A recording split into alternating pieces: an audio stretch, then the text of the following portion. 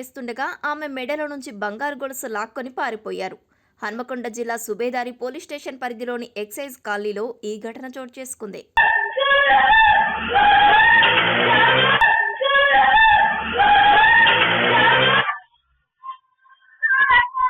ముగ్గు వేస్తుండగా అకస్మాత్తుగా వెనుక నుంచి వచ్చిన యువకుడు గోల్డ్ చైన్ లాక్కొని పారిపోయాడని బాధిత మహిళ మామిండ్ల నవ్య తెలిపారు.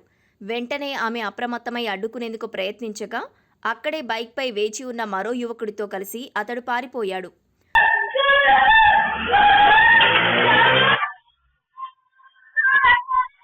రోజూ మాదిరిగానే వాకింగ్కు వెళ్లేవారు కావచ్చని అనుకున్నానని నవ్య తెలిపారు.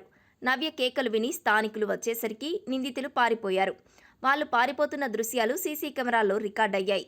బాధితురాలి ఫిర్యాదు మేరకు ఇన్స్పెక్టర్ రంజిత్ కుమార్ కేసు నమోదు చేసి దర్యాప్తు చేపట్టారు.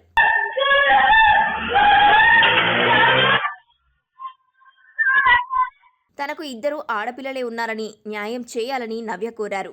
ఈ కేసుల్లో క్లూలు తక్కువ ఉన్నాయని నిందితులను పట్టుకునే ప్రయత్నం చేస్తామని పోలీసులు తెలిపారు. నిందితులు నెంబర్ ప్లేట్ లేని బైక్పై వచ్చి చైన్ స్నాచింగ్కు పాల్పడ్డారు. సీసీటీవీ ఫుటేజ్ ఆధారంగా నిందితులను గుర్తించే ప్రయత్నం చేస్తున్నారు.